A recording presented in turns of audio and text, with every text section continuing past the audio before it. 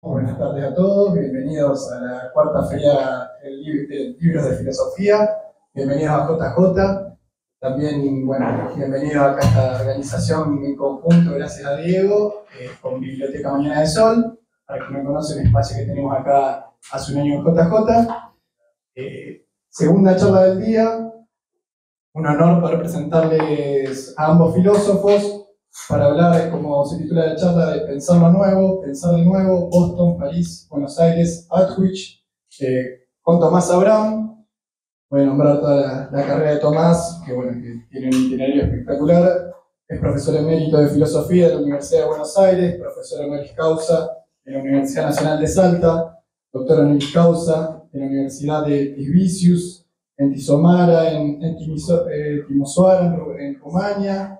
Máster en Sociología de la Universidad de la Sorbona de París, máster en Filosofía de la Universidad de Vincennes, además fundador y director del Colegio Argentino de Filosofía entre 1984 y 1992, editor y director de La Caja, revista de Ensayo Negro, entre 1992 y 1995, director del Seminario de los Jueves entre 1995 y 2015, con 7 libros publicados, el último titulado Griegos en Disputa, las editoriales Sudamericana y Audeva, también autor de 31 libros, entre los que se encuentran, nombro algunos de los últimos: El deseo de la revolución, La máscara de Foucault, Aburrimiento y entusiasmo, La matanza negada, Biografía de mis padres, y Diario de un abuelo salvaje.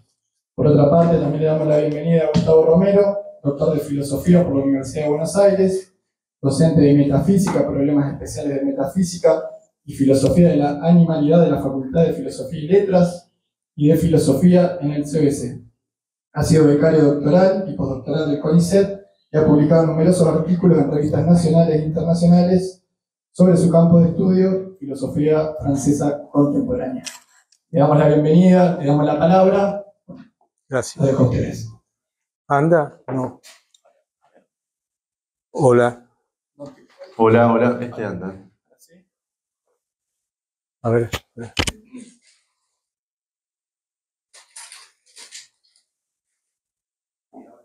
Hola. Gracias.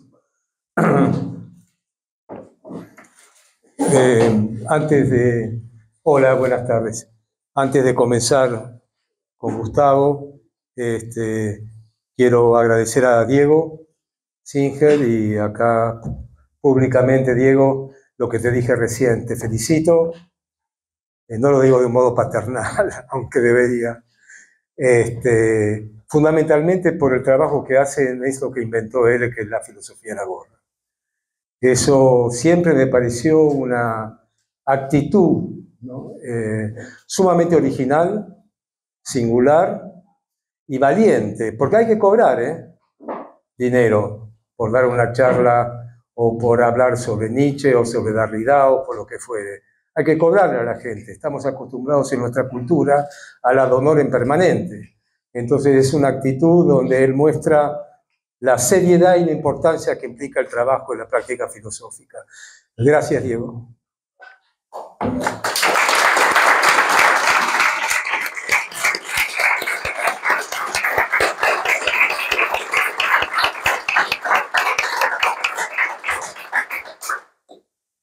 Hola, ¿qué tal? Buenas tardes, gracias por este encuentro, gracias Diego por la invitación. Bueno, recomiendo el libro de Diego, ya que estamos, que es una elaboración de su tesis de maestría y que un camino que recorrimos juntos. Bueno, estar con Tomás también es una oportunidad muy importante para mí, porque Tomás es un formador, además de ser filósofo, escritor, profesor, es un formador en sus cursos, en sus seminarios, es un formador de pensamiento, ¿no? Tomás estimula a pensar, y justamente el título de este encuentro, de este conversatorio, es Pensar lo Nuevo, ¿no? Entonces quería preguntarle a Tomás la asociación entre pensar y lo nuevo. ¿Qué es lo nuevo como elemento disruptivo, como elemento que marca una diferencia con respecto a lo que se venía dando, ¿no? Este asunto de pensar lo nuevo es algo que es en realidad un nombre que le puse a algo que yo estaba recorriendo y buscando, investigando en distintos lugares geográficos y a partir de diferentes pensadores y con distintos problemas. Eran cosas muy diferentes las unas a las otras, tan diferentes como la serie de ciudades que ustedes ven que apunta a pensar lo nuevo, como puede ser Boston. En realidad no es Boston, es Concord. Concord es un pueblo que tenía en ese momento, al que yo me referiré, o me refiero, 2.000 habitantes. Concord, París, Buenos Aires y Auschwitz. Es decir, son absolutamente disímiles. Pero yo estaba yendo de uno a otro. Y era un modo en que se me hacía interesante. El trabajo filosófico no me encerraba, era muy variable, eran totalmente distintos los problemas, pero me di cuenta en un momento dado que tenían algo en común. Y esto en común tiene que ver con esta palabra que es nuevo, que Emerson, el filósofo Ralph Waldo Emerson, que está en Boston, llama en inglés newness, que no es novedad, es lo que va siendo nuevo, ¿no? Y ahí había algo que a mí sí me interesó, ¿no? Es decir, ¿qué significa pensar? Eso es una pregunta que a mí siempre me remite a Kant, que fue aquel que hizo una distinción que para mí es fundamental para pensar, por lo menos personalmente, lo que creo que es la filosofía desde siempre, que es la diferencia entre pensamiento y conocimiento. Esta es una diferencia que no todo el mundo ni practica ni acepta. Es decir, la filosofía generalmente estuvo asociada al conocimiento, es decir, al saber. Conocimiento, saber y después todos los problemas que tienen que ver con el conocimiento. Materias en la facultad que se llama gnosiología o la epistemología o como quieran que se llame. El problema del conocimiento, del sujeto del conocimiento, del objeto del conocimiento, lo que fuere. Fundamentalmente, claro, a partir de la filosofía moderna, de Descartes, etc. Pero hay una asociación inevitable entre filosofía y conocimiento. Kant va a ser aquel que tanto divide las cosas de una manera tan inteligente que va a separar conocimiento de pensamiento. Es decir, que hay cosas que no se pueden conocer y sin embargo pensamos. Y no solamente pensamos, sino que de alguna u otra manera estamos obligados a pensar. Es decir, entonces uno se puede preguntar, ¿para qué sirve pensar si no puedes conocer? ¿No? Y bueno, para mí la filosofía es eso. Es decir, no es un asunto de sabiduría, la misma palabra lo dice, que filosofía, que no tiene que ver con sabiduría, que es cuando no hay sabiduría, hay filosofía, y para mí siempre fue eso. Si yo tengo, no una filosofía como en los tiempos de Hegel, tengo una filosofía, pero un modo de, una actitud frente a la filosofía, que para mí la filosofía es un arte de la ignorancia, que no es lo mismo que la ignorancia. Es qué hacemos con lo que no sabemos. ¿Y qué hacemos con lo que no vamos a saber? Es decir, acá lejos de una resignación, sino de qué hacemos, es una actividad, es la actividad respecto a lo que no podemos conocer. Entonces, en esta diferencia, ¿no? Lo nuevo, se me aparece en estos lugares. ¿Por qué? Se me aparece en Concord. Concord es una pequeña aldea que en 1820, 1830, 30 años después de la Revolución Norteamericana, estamos en un momento en donde se crea una nueva nación. Y una nueva nación no se crea por una revolución, ni se crea de un día para el otro, se va creando. Es un devenir que lleva bastante tiempo, hasta que más o menos lo llevó entre nosotros bastante tiempo también, hasta que se conforma un Estado, que se conforma un territorio, una frontera, etc. Eso lleva mucho tiempo. Entonces, en 1820, 1830, lo que eran los Estados Unidos, o mejor dicho, la Nueva Inglaterra, que es la parte de Massachusetts, el este de la costa de los Estados Unidos, en Concord, cerca de Boston, donde hay un un liceo que se llama Harvard, ¿no? Que es para adolescentes, etc. En ese pueblo de Concord surge una camada que va a revolucionar el pensamiento y crear lo que yo creo que es la filosofía norteamericana. Y digo norteamericana para ahorrarme trabajo, porque está México, Canadá, pero desde chico me decían que las películas son norteamericanas. Entonces, en Norteamérica nace un pensamiento. ¿Y por qué digo que nace? Porque no tiene cuadro de referencia. Estos hombres, que hay una larga lista, pero es todo el círculo que gira alrededor de este hombre, Emerson, pero donde tenemos también a Henry Thoreau, el de la laguna, el del pantano, donde tenemos a Walt Whitman, donde tenemos a Margaret Fuller, donde tenemos a las hermanas Peabody, a las que fue a ver Sarmiento, a toda la granja de los Alcott, de Louise May Alcott, la que escribió Mujercitas, Señoritas, etc.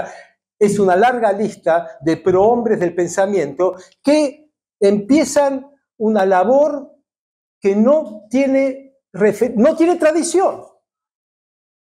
No tiene tradición, es decir, no se basa en la filosofía inglesa, al contrario, conocen filosofía, hay gente muy estudiosa, conocen a Hume, nada que ver con Hume, Bentham es más o menos de la misma época, tampoco tiene que ver, toman algunas cosas del idealismo alemán, algunas cosas de un filósofo que se cita muy poco, como Schleiermacher, es decir, tienen que inventar, así como decía Nietzsche, ¿no? que la filosofía es una invención, lo nuevo tiene que ver con la invención.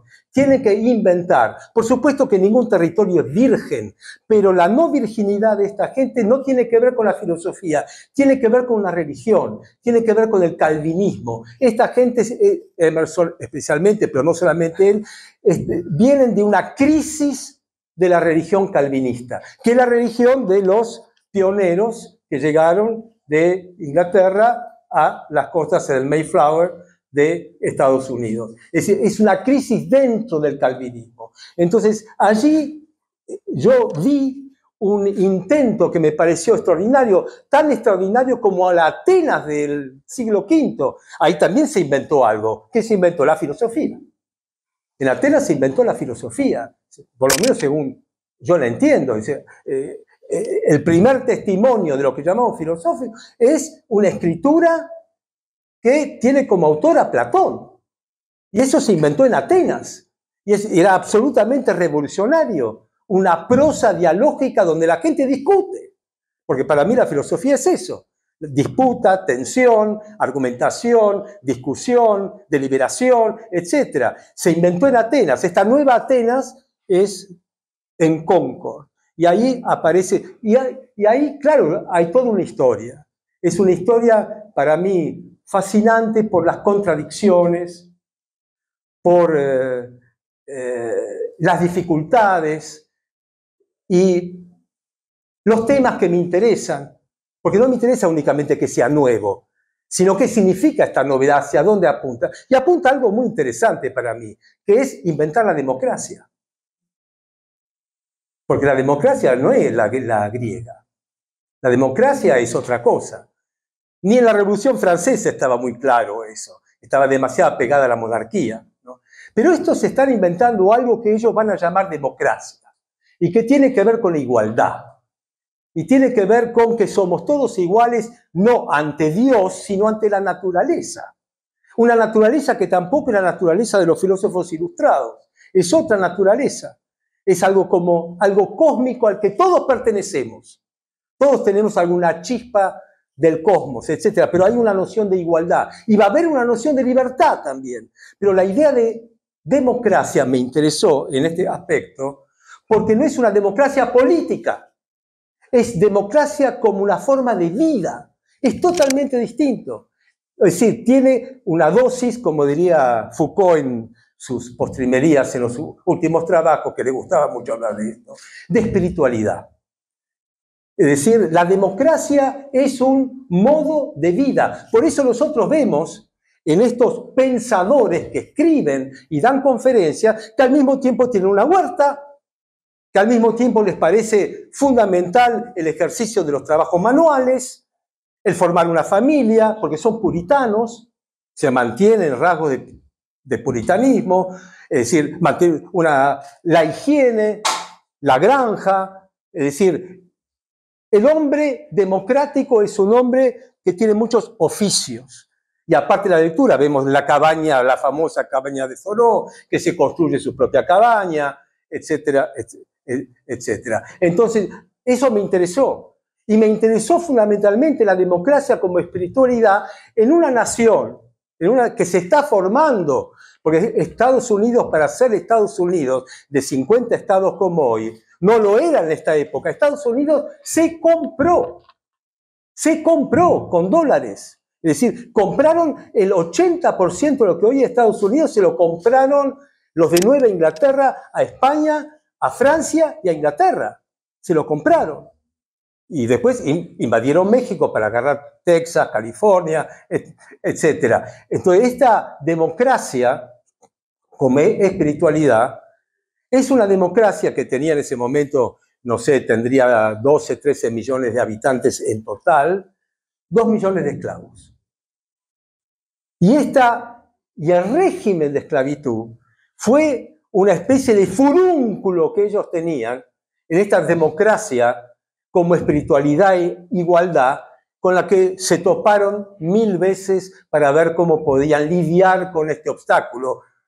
Durante todo el tiempo, hasta la Guerra Civil, donde aparece este personaje que es Abraham Lincoln, personaje también muy controvertido, otro grande padre de la patria, pero que se discute también su conducta durante la Guerra Civil. Es decir, el esclavo, es decir, en Concord, todos eran abolicionistas, mientras las mujeres eran sufragistas, para que la mujer tenga los mismos derechos que el hombre en todo terreno. Es decir, son vanguardia, pero con la esclavitud estaba absolutamente claro, y su régimen abominable, pero el negro es igual al blanco, no se ponían de acuerdo. Porque una cosa es el régimen de esclavitud, que es una ignominia, y otra cosa es la igualdad de razas, que hasta Walt Whitman no le resultaba del todo claro, hablando de colores, el tema.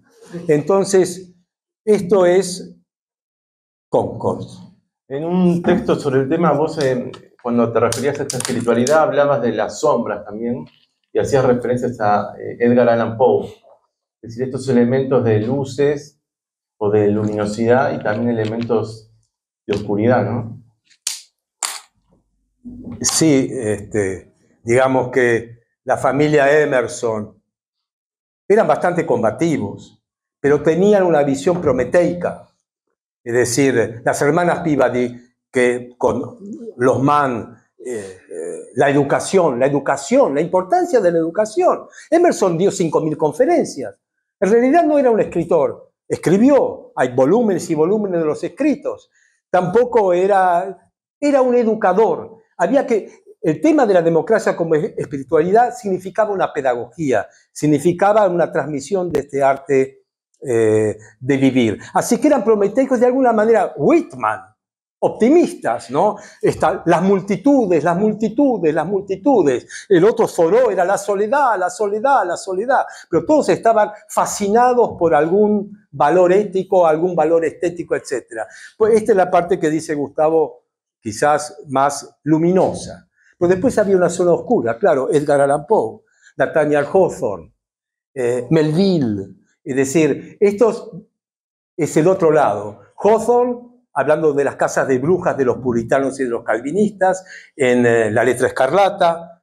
Poe, que sabemos que Poe con los cuentos de terror, los cuentos de horror, inventó el régimen, la literatura detectivesca, policial, etc. Y llamaba a Thoreau y a todos los que estaban ahí en Concord, lo decían, esos son los sapos del pantano. Así, con desprecio.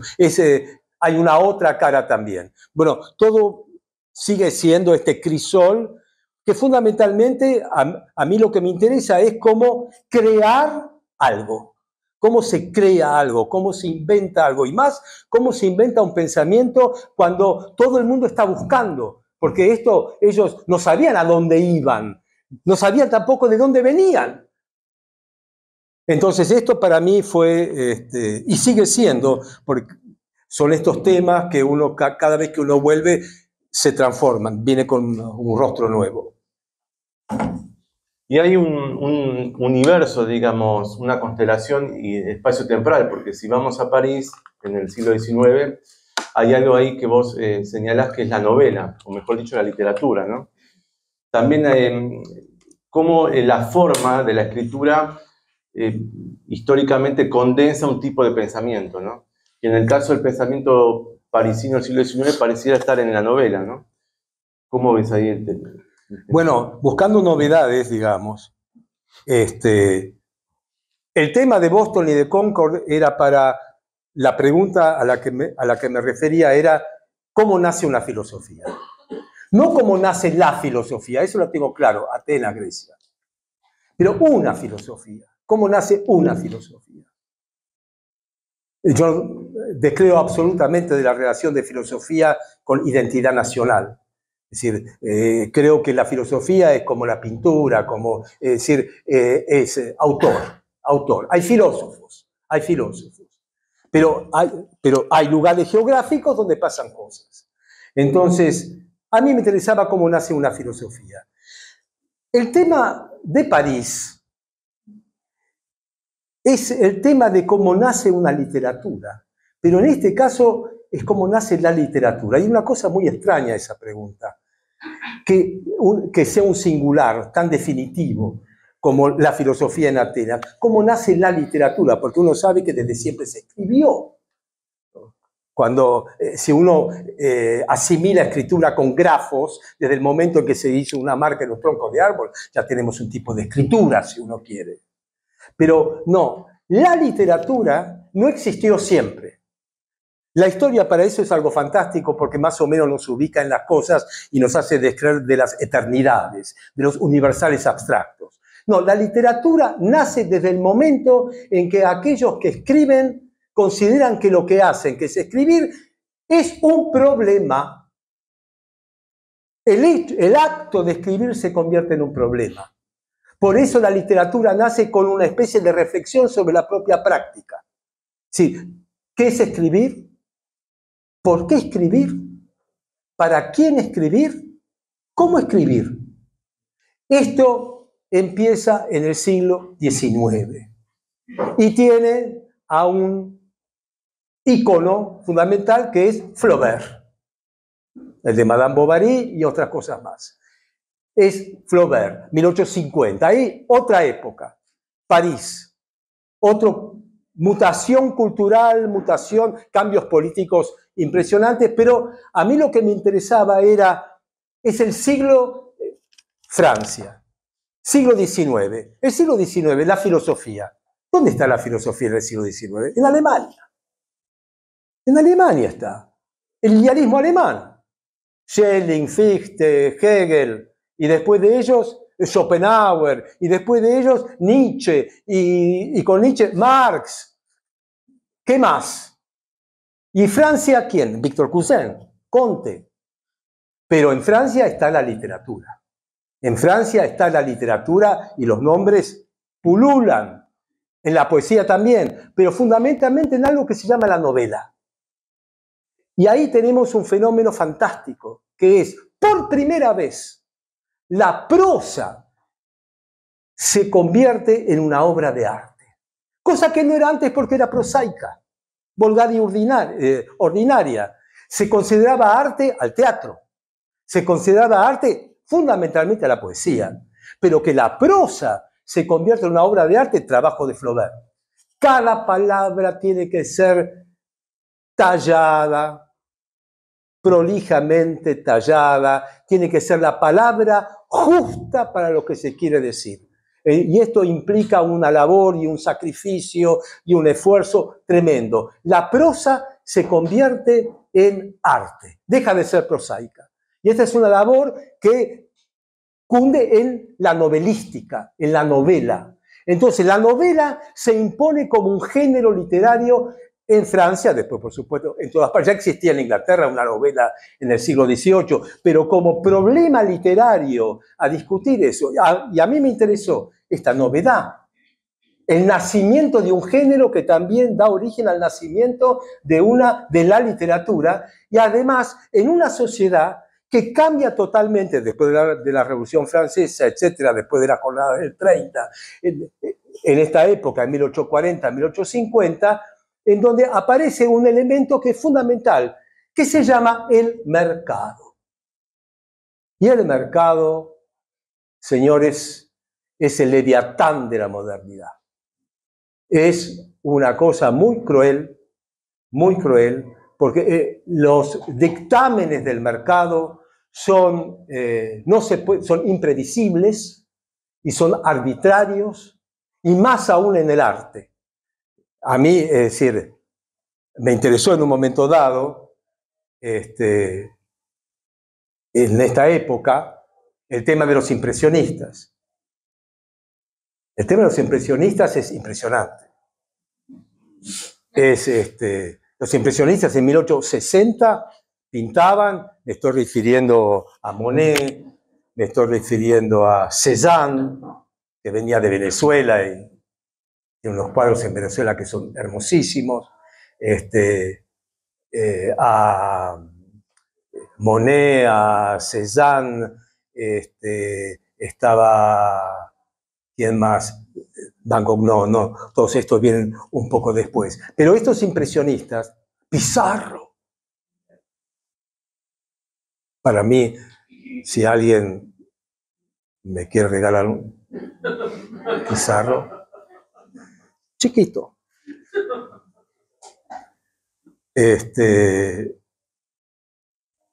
guardaban los cuadros, nadie los quería, la gente se reía del impresionismo.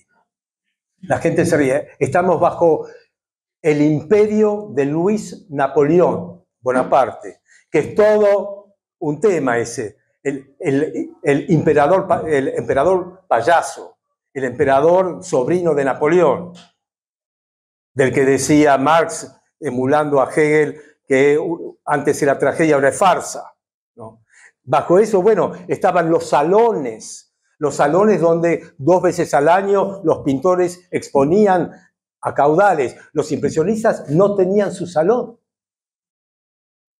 Y además había tantos que no podían penetrar en los salones oficiales que se creó el Salón de los Expulsados.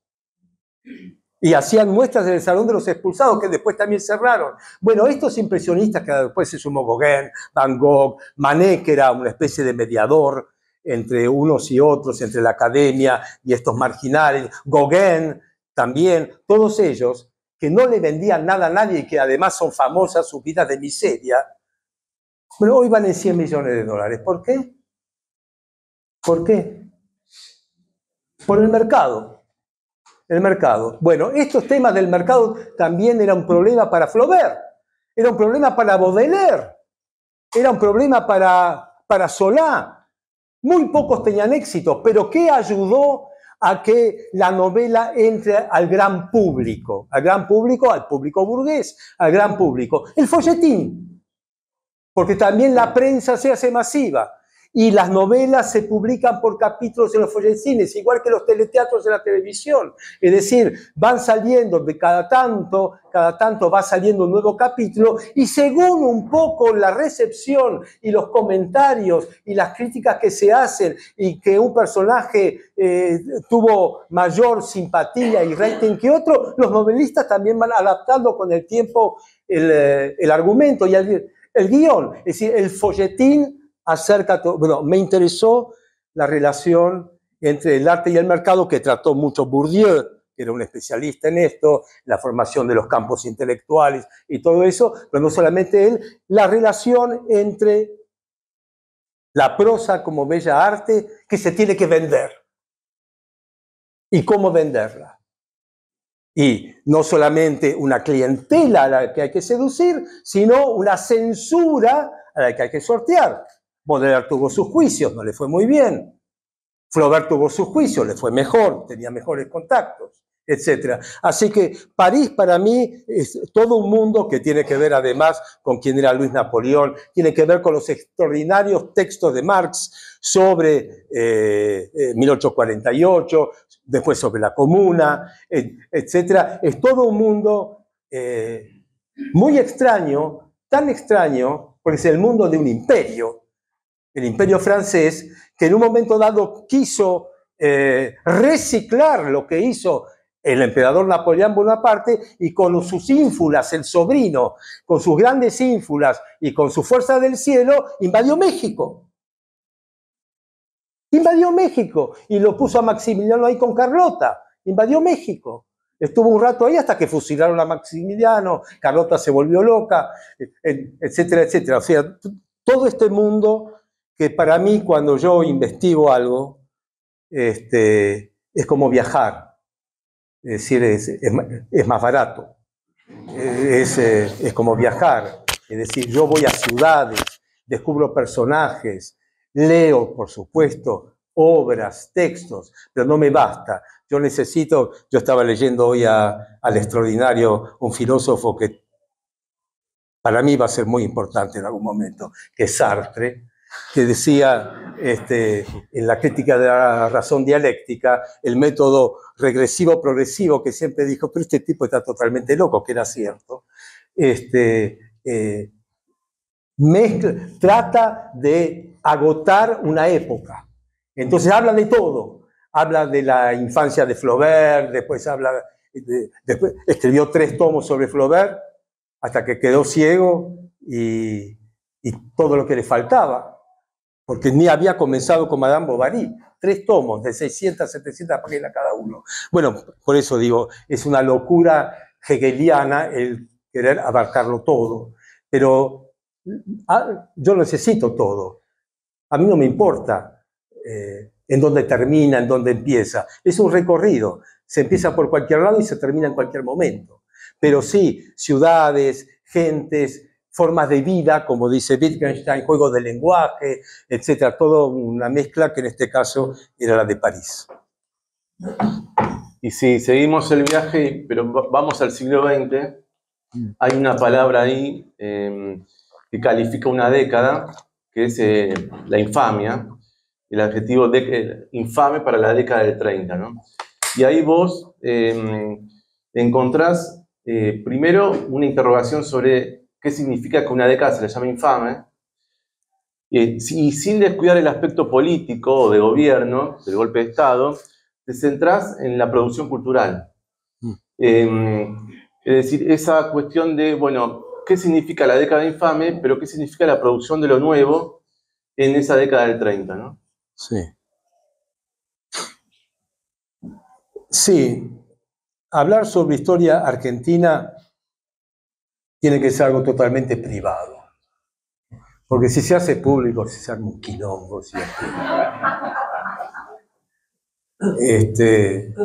Pero bueno, la década infame. A mí siempre me interesó, hace mucho que me interesa la década infame. Años. Porque me parece que no tiene por qué tener el monopolio de la palabra, del atributo, de infamia. ¿Por qué?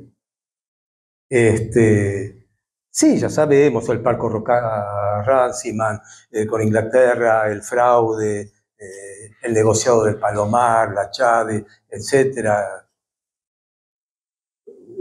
¿Y si seguimos? Nos podemos quedar cortos con eso. Pero sin embargo, por este historiador que se llamaba Torre, que era un neonazi, le metió la infamia. A mí siempre me interesó eso.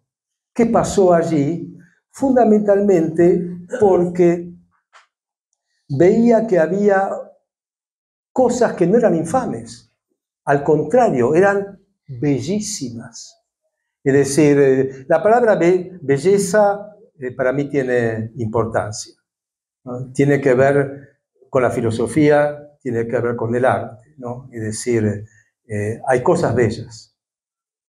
Pensar puede ser muy bello, pensar, el pensamiento, la filosofía puede ser algo muy bello, ¿no? Es decir, algo realmente que vale la pena, la palabra pena, vale el esfuerzo, vale lo que cuesta, ¿no? Lo que cuesta en energía y demás, realmente vale la pena, ¿no? Porque te da algo que no te da nada más. Y eso abundó mucho en los años 30. de nuestra historia, ¿no? Entonces, digo, hay algo que a mí ya me va llamando la atención desde lecturas que se van acumulando, que es, nuestro país tuvo una revolución, en serio una revolución, entre 1870 y 1914.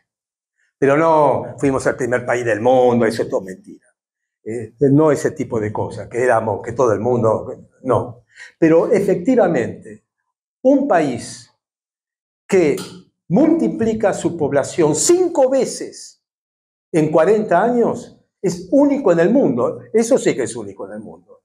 Ni Estados Unidos, ni Canadá, ni Australia tuvieron ese tipo de gigantismo poblacional en tan poco tiempo. Es decir, pasar de 2 millones a 8 millones y pico, eso implica algo que para nosotros es inimaginable, porque nosotros somos los hijos y los nietos, posiblemente la mayoría de nosotros, de todo ese proceso. Hijos, nietos, bisnietos, todas las nietas, etc. Pero considerarlo como algo contemporáneo, ¿no? Que los 43 millones, o no, 47 millones de argentinos que somos hoy, si tomamos la época de la dictadura militar, hasta hoy deberíamos ser 150 millones, ¿no? Por lo menos 150 millones, cerca de 200 millones, en vez de los 47, y que de esos 35%, es decir, 60, 70 millones, vengan con otro idioma, con otra cocina, con otras tradiciones. Eso, sin duda, desorganiza cualquier sociedad. Había que construir una Argentina así. Eso me pareció de una... aunque no fuera querido, aunque fuera por otros motivos, aunque fuera por lo que fuera, desde la idea de Sarmiento de hacer un país de granjeros y pequeños propietarios, hasta otros que querían hacer lo que querían hacer, etcétera, hasta el granero del mundo y la oligarquía, etcétera. Todos los intereses que después la historia los desvía para cualquier lado, pero eso sí que fue una gran aventura.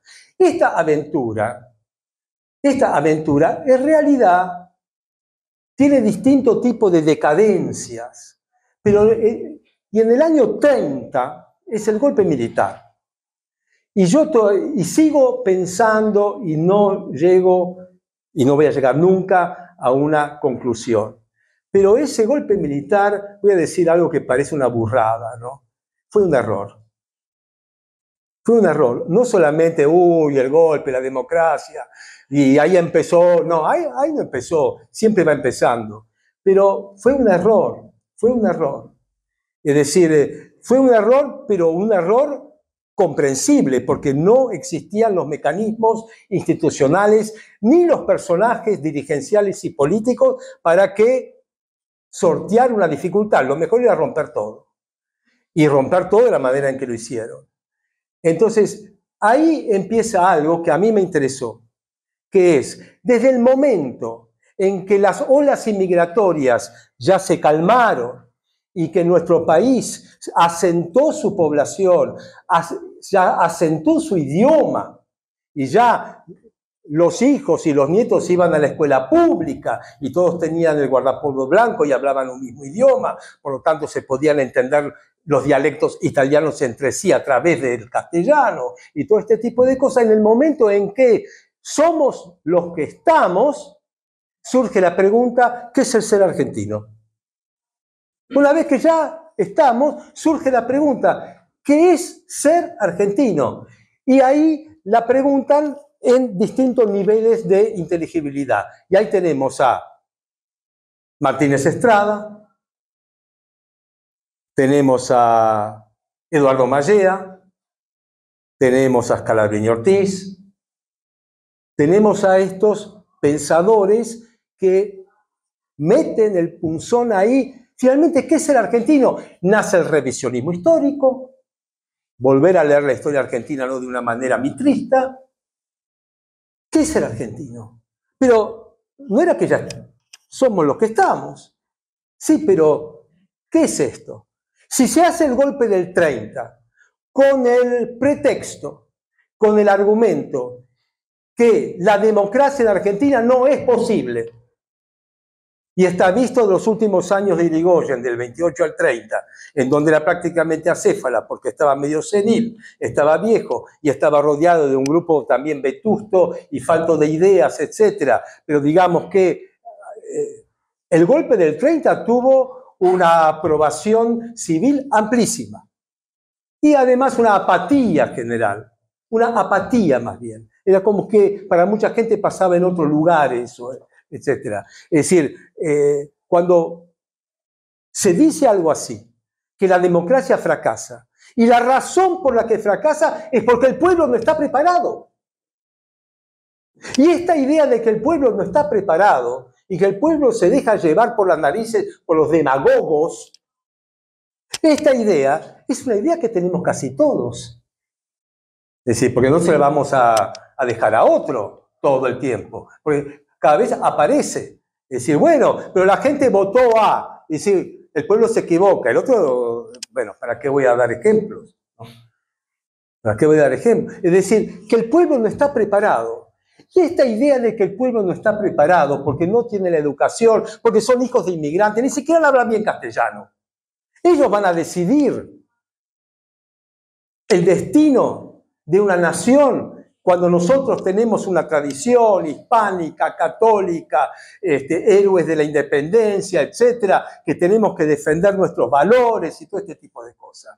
¿Nos vamos a dejar así por estos neoinmigrantes o hijos de inmigrantes? Vamos a esperar que el pueblo llegue a la educación que se requiere para un ejercicio de la democracia decente. A nadie se le ocurrió inventar algo que se inventó acá, como se llama el fraude patriótico.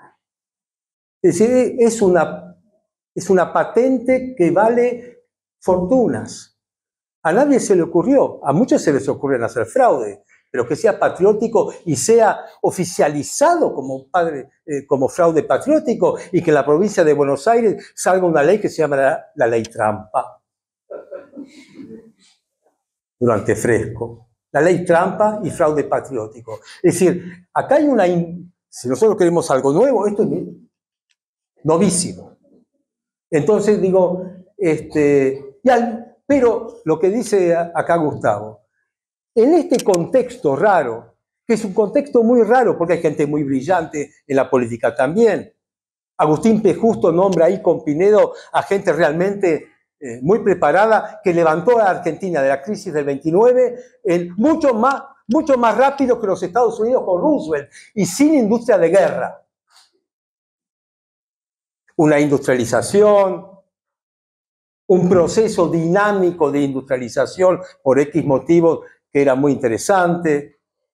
Es fundamental leer el libro de Félix Weil, que se llama El enigma argentino, sobre esta época. Félix Weil es el fundador de la Escuela de Frankfurt, pero es argentino. Un judío argentino, hijo de la familia Weil, que eran grandes cerealeros, pero era comunista. Después se fue a Alemania, juntó a Adorno, Horkheimer, todo eso, y fundaron la Escuela de Frankfurt. Bueno, cómo entendió este proceso de la década infame. Pero a mí lo que me interesó es qué hicieron los escritores, qué hicieron los ensayistas, qué hicieron los poetas, qué hicieron los pintores, qué hicieron los grabadores, qué hicieron los cineastas. Y se inicia el cine sonoro argentino, el fenómeno de la radio, los periodistas, Jorge Luis Borges y Roberto Art. Es decir, acá no se durmió durante la década del 30. Y además, cuando hay un gobierno como el de Agustín P. Justo, que tiene pretensiones de aristocratismo cultural, no podían hacer revivir las glorias y las ínfulas de Roca, porque no tenían la tela para hacerlo, ni era la situación ni mundial, y Gran Bretaña ya no era el imperio, era un imperio que se estaba retirando, por eso hizo el Commonwealth, porque estaba en retirada, los Estados Unidos estaban en la propia.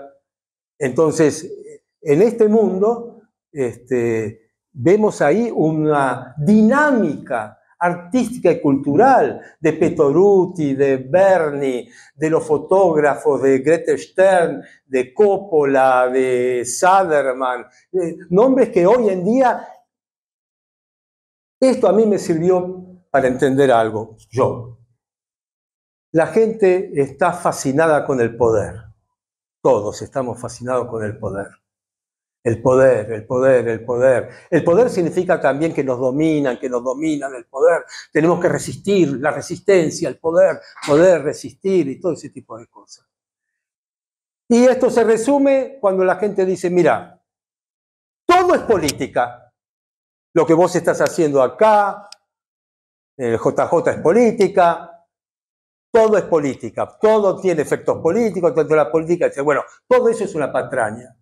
No todo es política, todo es arte. Lo que perdura, no que sea todo arte como universalidad, pero hoy en día, cuando hablamos de la década del 30, cuando hablamos de lo que vale en nuestro país, de lo que vale en la Argentina, ¿qué vale en la Argentina? Si yo digo, mira, yo vengo de un país que es la Argentina, nosotros tenemos a... ¿Cuál era el secretario de Ganadería durante Agustín P. Justo? Duó. Puede ser, la verdad no me acuerdo. ¿Quién era el ministro de Relaciones Exteriores? Lamas, puede ser. Y bueno, y Borges, y Art, y Berni, y Nini Marshall, y Sandrini, y Gardel, y Coppola, y Ebecker, el grabador, y Alfonsina Storni, ¿y qué son? Políticos. Si yo digo, hay una época, o sea, ¿qué me traigo yo de ahí? ¿Qué me traigo yo de ahí? Me traigo esto, a todos los que dicen que todo es política. Y entre paréntesis, yo descubrí algo que es mío, lo descubrí yo. Esto es así, no lo patenté porque no estoy loco. Digo, que hay una segunda década infame. Hay una segunda década infame. Y la segunda década infame es la del 60, durante el gobierno de Fines, después de la caída de Perón, Aramburu, qué sé yo, Onganía. Es un fenómeno muy parecido al del 30. Es decir, dictadura, persecución, represión, proscripción del movimiento de masas. Y el 60 tenemos muchas cosas en el mundo del arte, de la literatura y del pensamiento. Tenemos mucho. Tenemos la gran Universidad de Buenos Aires y tenemos el Instituto Di Tella. Tenemos Marta Minujín, tenemos hoy. Todavía tenemos las revistas, Contorno, Escarabajo de Oro, tenemos la literatura, tenemos muchas cosas, tenemos Cortázar, tenemos Sábato, tenemos muchas cosas. Es decir, al mismo tiempo que una dictadura militar. Así que bueno, acá a mí me pareció que había algo nuevo en la década del 30 y demás, que es esta cosa que no todo es política. Si asociamos estas ciudades, estos momentos históricos a una palabra, decíamos democracia, Boston, literatura, novela en París, infamia, Buenos Aires, década del 30, Auschwitz, podríamos poner dolor, más que testimonio, dolor, con respecto ahí. No, yo creo que no tiene nombre y eso está bastante bien que no lo tenga. El tema de Auschwitz, bueno, es un tema que me viene a través del testimonio de 3 escritores. Sí, yo elegí Auschwitz porque dije, a ver, me falta una ciudad, me falta un lugar. Ah, mira Auschwitz. No, no es así. Hay 3 escritores. Hay algo que a mí me llamó mucho la atención hace bastante tiempo, que es un libro que se llama Si esto es un hombre, de Primo Levi, el italiano de Turín. hace mucho tiempo, que me inspiró a pensar. Y otro libro más que para mí es fundamental, que es Sin Destino, del húngaro Imre Kertész. Y otro más, que es de un austríaco, Hans Meyer, pero que cambió su nombre por Jean Améry. Los tres estuvieron en Auschwitz. Los tres estuvieron en Buchenwald. Kertész estuvo en Buchenwald. Son sobrevivientes. Los tres, por supuesto, judíos. Yo también. Yo ya había investigado bastante, porque nací en Rumania, sobre la matanza de los judíos en Rumania. Y escribo un libro sobre eso. Así que el tema del genocidio de los judíos en Rumania no era solamente en Rumania, era también en Hungría, que yo investigaba. Estos tres sobrevivientes, especialmente Levi y Kertész, escriben sobre su experiencia en campos de exterminio. Y allí me parece a mí que hay un corte, una ruptura en la historia de la tradición judía, del pensamiento judío, que el holocausto, el genocidio, marcó en la historia del pueblo judío un antes y un después. Y que estos tres, que no eran religiosos, que no eran practicantes, que ni siquiera eran observantes, Kertész tenía 14 años, además, cuando lo llevaron. Se hicieron escritores. Améry ya algo había escrito antes, pero Kertész no. Y Primo Levi tampoco, que era químico de tinturas. Se hicieron escritores al sobrevivir. Primo Levi lo dice taxativamente y explícitamente. Para no volverse loco tenía que contar. Contar. Kertész demoró 20 años en poder contar. Y lo hizo durante el régimen stalinista. Lo que me hizo a mí pensar en Auschwitz es la forma, el estilo en que escriben. La parte formal. No el contenido. ¿El contenido qué? Abundan las películas, abundan los documentales, abundan las fotografías, abundan los testimonios, etcétera, de lo que fueron los campos de exterminio. Y se siguen sumando más imágenes, más palabras, etcétera. No, lo formal, es decir, la prosa, como lo cuentan. No hay odio, no hay rencor, no hay dolor, no hay pasión. Quieren contar con un lenguaje casi administrativo o con una prosa blanca como hacía Albert Camus en El extranjero. El grado 0 de la escritura.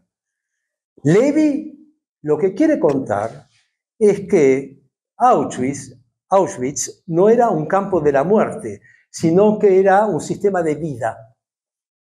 Y cuenta cómo era esa vida, cómo se trabajaba, qué empresas había en el campo, para quién se trabajaba, cómo se organizaba, cómo era el sistema de vigilancia, cómo era el sistema de camaradería, de compañerismo, cómo eran las casas de prostitución, cómo era el sistema de bonos que se comerciaban, cómo se traficaba tabaco. Se vivía para morir. Todo estaba organizado para que la gente fuera incinerada. Pero durante todo ese tiempo había una organización empresarial organizada por los alemanes, custodiada por los mismos judíos, una especie de capataces, y cuenta lo que podemos llamar el modo en que se puede quebrar al ser humano y todo lo que hay que hacer para quebrar a un ser humano, para que traicione, para que entregue a otro, para que empuje a su padre o a su madre antes que él, para que haga ese tipo de cosas. Toda esta maquinaria que hay que hacer para que un ser humano ceda en su moral. Y además, bueno, como el libro de Todorov, Frente al límite, que es el cuidado del otro, al no ser elegido para morir, acompañar a un ser querido igual, para no dejarlo solo. Pero todo esto contado de esta manera por Levi, con esa mirada distante del químico. Kertész hace algo tremendo, porque lo hace con humor, ¿no? Y en la piel de un chico de 14 años. Lo extraordinario de Kertész es que encontró una vía por la cual él no cuenta lo que pasó, sino cuenta lo que está pasando. Entonces es la sorpresa y la estupefacción de un adolescente que salió a hacer un mandado para la familia y que es capturado por las fuerzas húngaras ahí, en un momento dado, en una razzia, y lo mandan a un lugar que él cree que es un lugar al que va a volver a la noche a la casa a cenar, que no sabe cómo le va a avisar a la madrastra, que va a volver tarde, porque sí puede ser que lo manden porque ya en esos lugares había enviar a partes de la población, estamos hablando durante la Segunda Guerra Mundial, años 44. ¿No? Que todavía ya era la época de la solución final. Entonces, donde se manda a campos de trabajo por una semana, después se vuelve. ¿Será que voy a trabajar en una fábrica como no sabe a dónde va? Y después lo meten en un tren, dice seguramente la fábrica, es una fábrica de calzados, escuché decir que me llevan ahí, no sabe a dónde va, y le lleva unos días enterarse en Auschwitz que está en algo raro. Y eso raro resulta porque es un lugar que hay muchos galpones y hay muchas chimeneas. Y no entiende por qué hay tantas chimeneas. Porque no hay tanta gente para que haya tantas chimeneas. Y toda esta especie de perplejidad que él va descubriendo es como va contando Kertész todo eso. Yo me interesé por el tema porque vi ahí que hay un pensamiento filosófico, porque hablan del amor, hablan del odio, hablan de la lealtad, de la traición, de la memoria, ¿no? Pensamiento filosófico que para mí es uno de los aportes más interesantes de la filosofía contemporánea, hecha, por supuesto, no son filósofos académicos, son pensadores de nuestro tiempo a partir de una experiencia concentracionaria de la que ellos sobrevivieron. ¿Cómo lo contaron? Entonces, para mí, en este lugar también aconteció algo, aunque parezca mentira, después de tantos millones de víctimas, algo nuevo. Yo tengo la última pregunta, no sé si estamos bien de tiempo. Vos estudiás todos los días y a la vez diste clases y el año pasado diste un curso sobre estos temas, ¿no?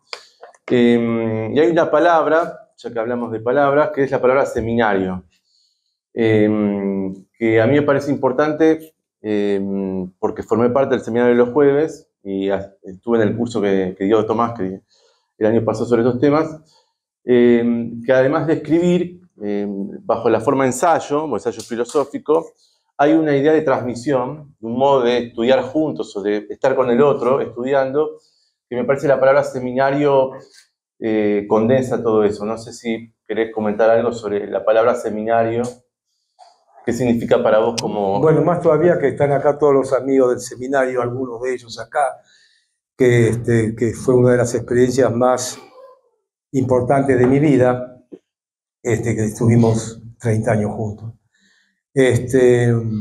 con algunos. Para mí, desde el momento en que quise ser profesor, desde mi adolescencia, se me ocurrió que yo quería ser profesor de filosofía y escribir también. Cuando entré en el universo académico, en realidad tuve mucha suerte porque cada vez que yo ingresé ya sea como estudiante, ya sea después como profesor, entré en una universidad absolutamente caótica, anárquica, en plena crisis, lo que me permitió un poco medio hacer lo que quiero, porque las autoridades estaban medio abolladas. Eso fue en mayo del 68, cuando yo hice mis estudios en Francia. En París, esa rebelión permitió un desbande general y, por lo tanto, estar en contacto con los mejores profesores que no estaban en la universidad estructurada de la Sorbonne. Y cuando en el año 84 entro a la UBA, es la experiencia democrática, se abre la universidad para las masas y ahí entramos todos. Y bueno, pero dentro de la estructura universitaria yo no soy hombre de programas ni de tomar exámenes. Eso es algo que lo que yo quiero es estudiar y aprender y enseñar, pero eso es una sola cosa. Y si tengo relación con los otros, porque tampoco vivo en una isla desierta y me muero de soledad y de tristeza, si lo hago con los otros, el mejor modelo que es el seminario. ¿Qué quiere decir un seminario? Estudiamos juntos. Estudiar juntos no de una manera cooperativa y todo ese tipo de cosas. No, yo me hago cargo de la dirección del asunto, pero es una dirección bastante particular, porque yo voy a laburar como un negro, ya que estamos en Estados Unidos. Yo voy a laburar todo eso, voy a laburar, pero todos vamos a laburar en un ambiente en el que se estudia y se produce. No se estudia para dar exámenes, no se estudia para diplomas, no se estudia para nada que sea, para que sirva. Se estudia porque es como respirar, porque lo sentimos como algo vital, porque nos sirve para todo. Por eso, porque sentimos que nos da libertad, nos expande y demás. Y lo hacemos juntos, y lo hacemos del modo más desprejuiciado posible. Es decir, estudiamos, trabajamos, cumplimos, discutimos y decimos todo lo que pensamos sin ningún tipo de traba. Absolutamente ninguna, sin ningún tipo de pudor, sin ningún tipo de trabazón y sin ningún respeto a la jerarquía, sino el único respeto es a la ética del laburo. Y ahí sí, la pasamos bomba. Pero eso es el seminario, que implica un compromiso del estudio, porque a mí se me ocurre hacerlo. Y esto es gratuito, y lo hicimos sin un peso, sin cobrar, sin pagar, sin absolutamente nada. Y eso fue para mí la experiencia fundamental de lo que es la cooperación teórica de un grupo que se interesa por la filosofía. Es decir, la filosofía yo la entiendo así. Es decir, no es un asunto espontáneo, no es que nos ponemos a pensar, no es que sacamos las preguntas que nunca, no sé qué historia, no sé, no. La filosofía es un trabajo. Es un trabajo y, por supuesto, es el placer que da todo trabajo, que es pena y placer, frustración y resultado. Es una aventura vital y entramos en el mundo de la filosofía. Y yo creo que ese mundo de la filosofía, practicado de este modo, da algo importantísimo. Estamos en una feria de libros de filosofía. Eso es importante, está lleno de libros de filosofía que nadie lee. Pero es importante que estén los libros. Por supuesto que es importante leerlos. Es importante, es decir, para mí el formato libro, odio la palabra formato. Yo tengo mi biblioteca. Mi biblioteca es mi anatomía. Es como si yo tengo huesos, soy vertebrado. Es decir, este libro es de él, me lo presta. Por supuesto que no lo leyó, tengo un montón de libros que no lee. Y está así medio virgen. Pero este libro, dentro de bastante poco, va a ser como, te lo voy a devolver, va a ser como un compañero que tengo. Este me va a acompañar al baño. Este va a venir al baño conmigo, va a conocer mi baño. Es decir, no es lo mismo que la pantalla, pero bueno, tampoco soy un troglodita. Quiero decir, Podés subrayarlo. Gracias. Sí, porque yo trabajo los libros. Este modo de practicar la filosofía para mí es algo importantísimo. Como yo hablaba del pensamiento, a diferencia del conocimiento, como arte de la ignorancia. Yo creo que la filosofía nos da una nervadura, una energía intelectual. Por algo son 2500 años de argumentación. Por algo son 2500 años de disputas. Por algo es esta vocación por encontrar el sentido, el sistema, el ejercicio de la duda, la voluntad de integrar, de preguntar, de interrogar, etc. Toda esta pulsión es lo que da la energía filosófica, que puede llegar hasta cierta locura, practicada. Es decir, Hegel podía estar un poco loco, varios pueden estar un poco locos. Ahora voy a dar un seminario, con suerte, sobre Sartre, Althusser, Foucault y Deleuze. Sartre, reventado totalmente por anfetaminas y por alcohol, queda ciego a los 65 años, el cuerpo deshecho. Althusser, bueno, mató a la mujer, electroshock, internaciones, antes de matarla, internaciones, electroshock, maníaco depresivo, etcétera, con rasgos esquizoides, etcétera. Foucault en pleno SIDA, yendo por los saunas de San Francisco, hay que ser atrevido. Es decir, Deleuze, tuberculoso desde su juventud, fumando 2 atados de cigarrillo por día. Es decir, el filósofo que nos dio tanta teoría y tanta... mis maestros, hablo de mis maestros, los que me dieron mi armadura teórica, estos se jugaron enteros el costo de enunciación, todo esto. La filosofía nos puede dar esto, y para acercarnos a eso siempre fue mi idea la del seminario. Bueno, muchas gracias, Tomás.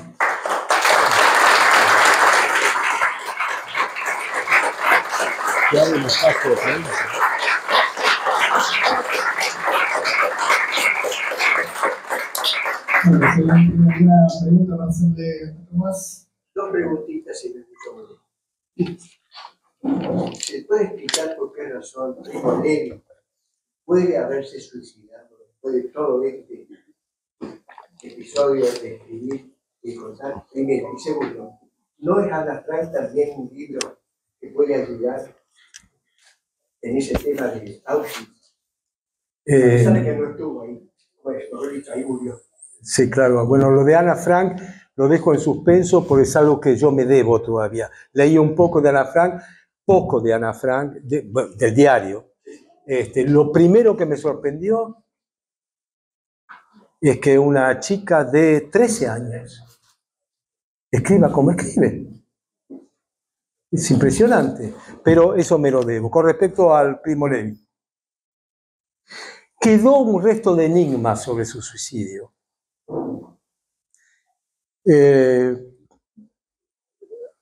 Hay más acuerdos sobre suicidio que accidente. El suicidio es un misterio que se lo lleva el que se suicida. No hay una razón para los de afuera. Inventan razones, porque generalmente cuando se habla de estos temas dicen, pero si desayuné con él y estaba bárbaro. Y no llegó al almuerzo, después se tiró. No se entiende, es algo incomprensible para el de afuera. Pero Primo Levi estaba en una situación muy complicada. Vivía con su madre y con su suegra. Más de 90 y pico de años las dos. Y muy enfermas las dos. Una ciega, la otra no sé si tenía un cáncer y demás. Y él estaba bastante... dependían de él. Después tuvo una operación de próstata que lo dejó mal y no quedó bien de eso, no físicamente, sino psíquicamente. Es decir, no son razones para suicidarse, pero quiero decir, a pesar de testimonios de gente que lo veía en esa época, se había jubilado de la fábrica química, que aparentemente estaba normal, tenía algún... Lo interesante de esto es que Primo Levi, después de escribir Si esto es un hombre, y después de escribir La tregua, después se hizo escritor. Porque una de las cosas que querían hacer estos sobrevivientes era dejar de escribir un día sobre Auschwitz. Jean Améry decía, yo no quiero más ser un payaso de Auschwitz. Aparecía y decía, claro, el que estuvo en Auschwitz. Querían ya escribir, entonces escribieron otras cosas. Jean Améry escribió novelas. Le fue muy mal. Primo Levi escribió La llave estrella, que es bastante entretenido, es un relato, El sistema periódico. O sea, se lanzó y en algún momento él se hizo un nombre como escritor. Siempre era era el escritor de Si esto es un hombre. Siempre fue el de Auschwitz. Pero lo interesante es que en 1986, se suicidó en el 87, en 1986 escribe Hundidos y salvados.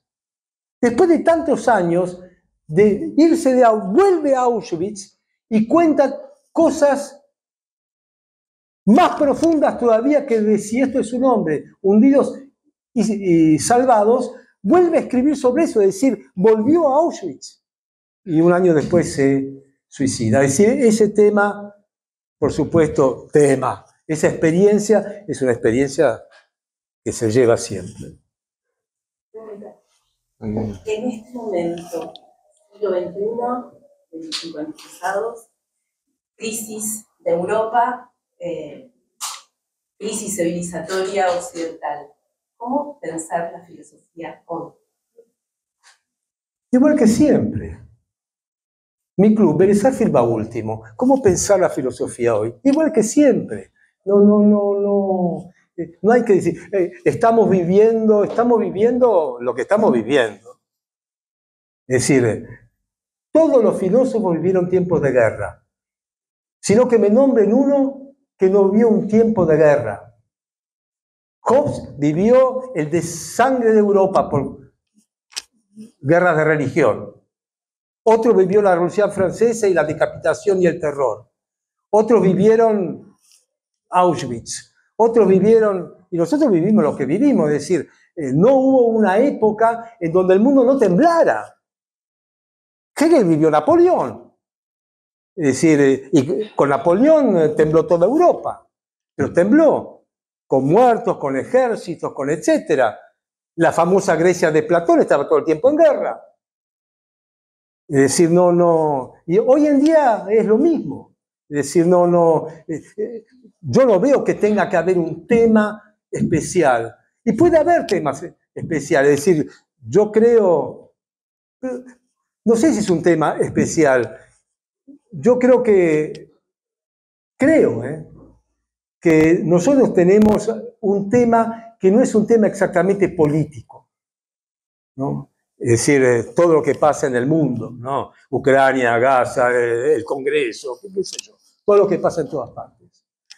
Es un tema que yo nunca fui un interesado especial en la ecología. Soy un ignorante grande sobre ese tema. Pero hay un tema que tiene que ver con estar reventando el planeta.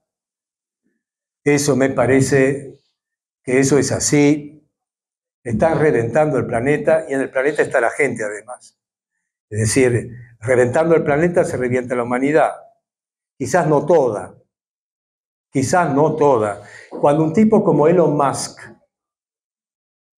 que ahora está en el gabinete de Trump, escribe un artículo, en una entrevista, que él tiene el proyecto de las ciudades estelares y las naves para él y para otros, porque este planeta no da para más,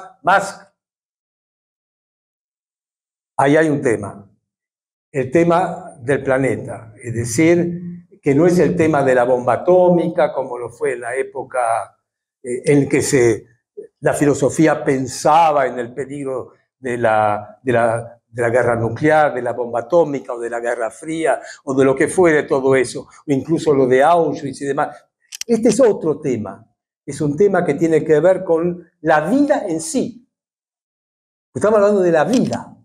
Es decir, si todos los proyectos son de meter ahí las ametralladoras contra el suelo para sacar oro, para sacar níquel, para sacar litio, para sacar petróleo, para sacar lo que sea, y dale que dale, y después le echamos el plaguicida, y dale que dale, y dale que dale, y además con los virus que van dando vueltas por todas partes, y los químicos. Entonces, digo, acá hay un tema que tiene que ver con la vida del planeta. Ahora, no sé, no es que sea un tema filosófico, es un tema que no existía antes. Si pensamos en lo nuevo, quizás sea algo relativamente nuevo. Una pregunta. Mencionaste, lo contaste del libro de Primo Levi, esa visión administrativa y hasta empresarial de lo que era arte.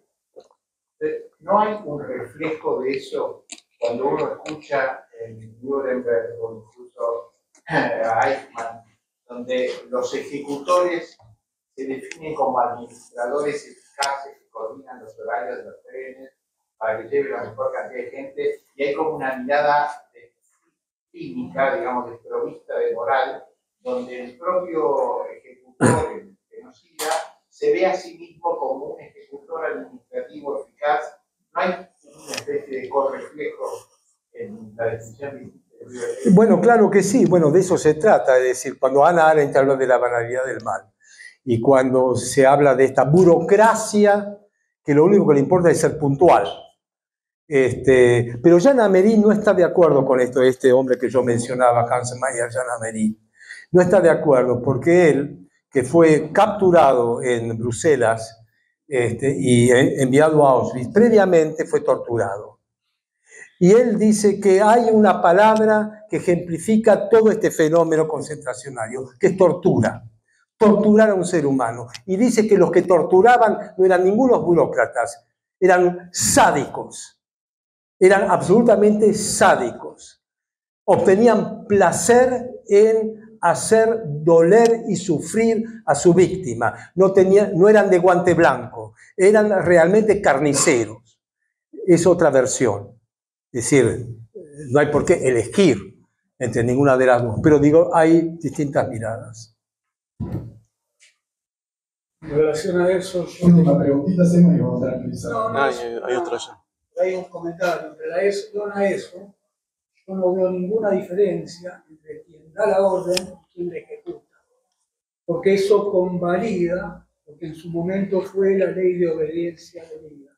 Y yo, particularmente, y en mi vida personal, no la convalido. Como tampoco convalido el genocidio que está produciendo el Estado sionista de Israel en este momento sobre la población palestina. Es decir, me parece que no están viendo el espejo que están produciendo los israelíes en lo que fue la Alemania nazi. Y la última pregunta por allá, por favor. En el proceso de selección de ciudades, imagino que te habrá quedado alguna fuera que te llamó mucho la atención, algún núcleo, paradigma filosófico que no se haya incluido en esas ciudades. ¿Cuáles serían? Pues no tengo la menor idea. ¿Cómo voy a saber eso? Montevideo con el conde. Bueno, sí, hay una Montevideo. Porque yo estuve trabajando a propósito de París, ¿no? Hay un escritor francés que nació en Montevideo, que es Lautréamont. Y Lautréamont es alguien muy especial. Es decir, nació en Montevideo, más o menos. Él estaba en la época de la Confederación de Rosas, que estaba todo el problema de Oribe y todo esto, de la lucha que todavía se llamaba Cisplatina y todo eso en Uruguay. En ese mundo de Rivera, de Oribe, de Rosas, donde la vuelta de obligado y todo ese tipo de cosas, nace Lautréamont en Montevideo. Lautréamont muere a los 24 años y escribió un libro que se llama Los Cantos de Maldoror, ¿no? Su nombre no es Lautréamont, es Isidoro Ducas.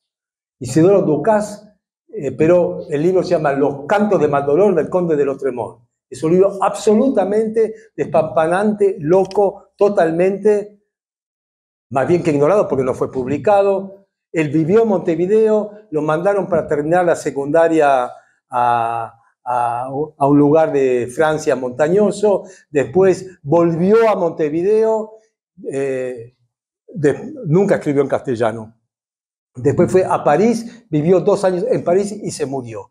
Es decir, un total desconocido hasta que lo descubrieron los surrealistas y se convirtió en uno de los más grandes poetas de Francia por historia. Entonces vamos a agregar a mi querida Montevideo. Bueno, muchísimas gracias.